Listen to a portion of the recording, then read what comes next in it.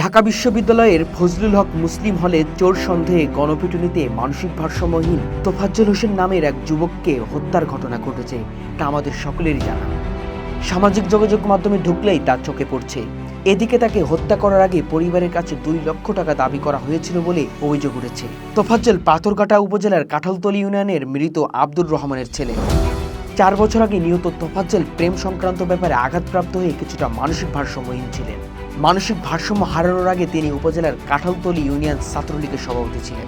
কয়েক বছরের মধ্যে তোফাজ্জলের মা, বাবা ও একমাত্র বড় ভাই মারা যান, যার কারণে পরিবার ও অভিভাবকহীন হয়ে রাস্তায় রাস্তায় ঘুরতেন তোফাজ্জল। বেশ কয়েক বছর যাবৎ ঢাকা বিশ্ববিদ্যালয় এলাকায় ঘুরে ফিরে খাবার খেতে দেখা গেছে তোফাজ্জলকে।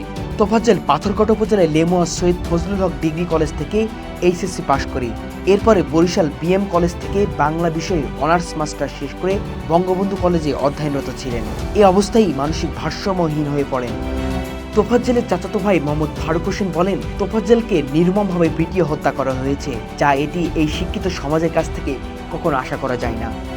এদিকে তোফাজ্জল হোসেনের বড় ভাই এএসআই নাসির উদ্দিনের স্ত্রী শরীফা আক্তার জানান, তোফাজ্জলকে মারধরের সময় একটি মোবাইল ফোন দিয়ে 2 লক্ষ টাকা চাঁদা দাবি করেছিলেন একজন। আমাদের টাকা দেওয়ার সমর্থন ছিল না বলে আমরা টাকা পাঠাতে পারিনি। আমার মনে হয় এই কারণেই তোফাজ্জলকে তারা হত্যা করেছে। তিনি আরো বলেন, পাথরঘাটা উপজেলার কাঁঠালতলী ইউনিয়নের বর্তমান চেয়ারম্যান শহীদুল ইসলামের ছোট মেয়ে টিনার সঙ্গে 4 বছর ধরে তোফাজ্জলের প্রেমের সম্পর্ক ছিল। প্রেমে ব্যর্থ হয়ে মানসিকভাবে ভারসাম্য হারিয়ে ফেলে। তোফাজ্জলের চাচা ফজলুল হক বলেন, তোফাজ্জলকে যারা নির্মমভাবে হত্যা করেছে তাদের দৃষ্টান্ত বিচার চাই। তিনি আরো বলেন, তার বাবা আব্দুর রহমান মারা গেছেন 2011 সালে, মা বিউটি বেগম মারা গেছে 2013 সালে এবং তার একমাত্র বড় ভাই নাসির উদ্দিন পুলিশে এএসআই মারা যান 2023 সালে, যার কারণে তোফাজ্জল মানসিক ভারসাম্য হারিয়ে রাস্তায় রাস্তায় ঘোরাফেরা করে।